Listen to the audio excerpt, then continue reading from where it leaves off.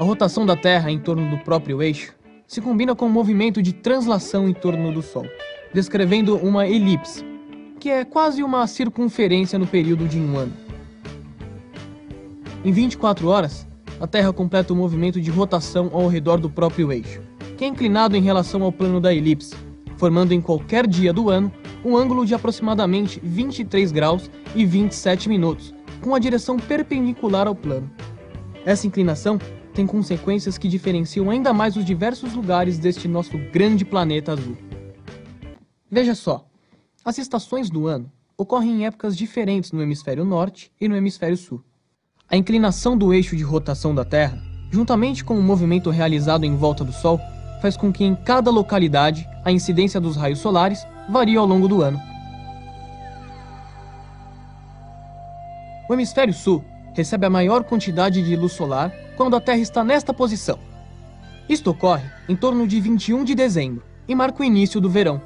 Em oposição, neste mesmo momento, no hemisfério norte, temos a menor quantidade de luz e o início do inverno. Quando a Terra está na posição oposta, é o hemisfério norte que recebe a maior quantidade de luz. Temos então o início do verão no hemisfério norte e o início do inverno no hemisfério sul. Isso acontece aproximadamente no dia 21 de junho. O início do outono e o início da primavera correspondem a outros dois momentos do movimento de translação, quando a Terra está em cada uma dessas duas posições em que o hemisfério sul e o hemisfério norte ficam igualmente iluminados. O outono e a primavera também ocorrem de forma alternada nos hemisférios norte e sul, nos meses de março e setembro.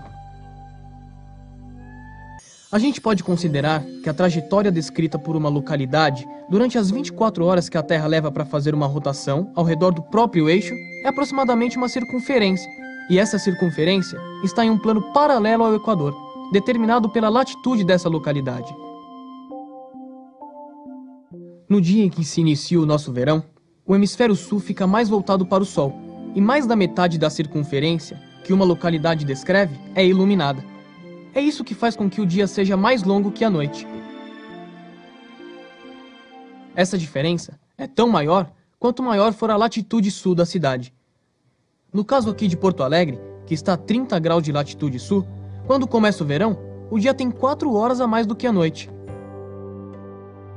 Por outro lado, nesse mesmo dia, à medida que a latitude sul diminui, vão diminuindo as horas de sol, até que no Equador, o dia e a noite têm o mesmo tamanho.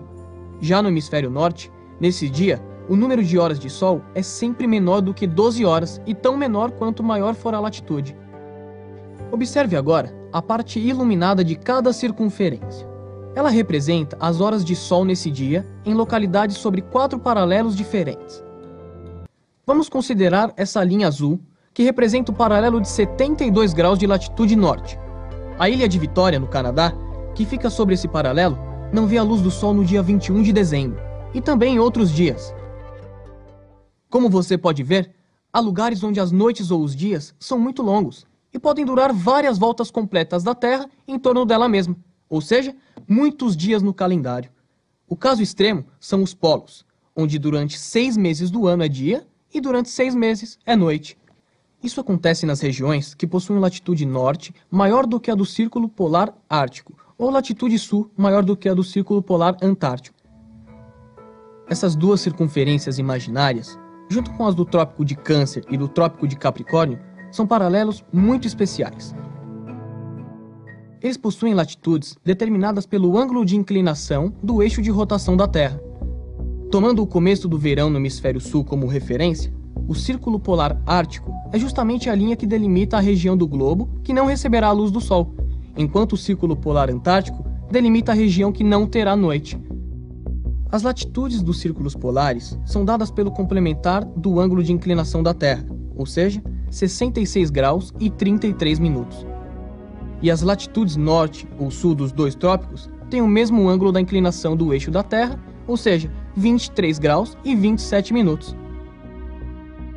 A direção de incidência do Sol em cada dia do ano determina o paralelo que recebe nesse dia o Sol a pino no meio-dia solar.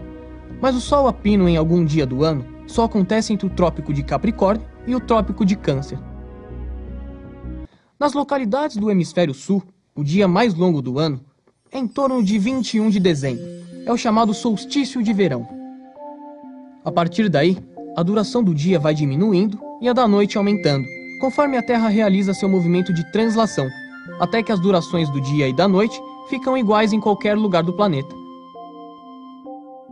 Depois disso, os dias são mais curtos do que as noites e continuam diminuindo até o início do inverno, aproximadamente dia 21 de junho, quando ocorre a noite mais longa no hemisfério sul, que é o solstício de inverno.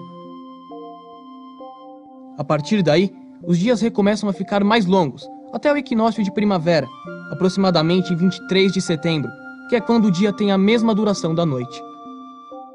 Depois, no hemisfério sul, os dias vão ficando cada vez mais longos do que as noites, até atingir a duração máxima, por volta de 21 de dezembro, com a chegada do verão. Nesse ponto, se fecha o ciclo. Quanto maior for a latitude norte ou sul, maior será a variação da duração dos dias e noites ao longo do ano. Macapá é uma cidade que está praticamente sobre o Equador.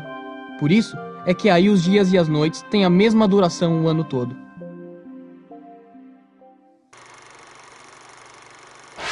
Muitas festas estão relacionadas ao ciclo das estações. No hemisfério norte, o solstício de inverno, que é quando ocorre a noite mais longa do ano, deu origem a uma celebração que foi preservada até hoje.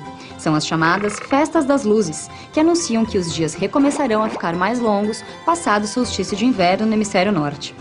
A data, aproximadamente 21 de dezembro, simboliza que daí em diante as luzes só irão aumentar. Já a Páscoa está ligada a festas de celebração da primavera que aconteciam no equinócio de primavera no hemisfério norte. Alguns símbolos da Páscoa, como os ovos e coelhos, tiveram origem nestes rituais dos povos antigos, já que a primavera era considerada uma época de fertilidade.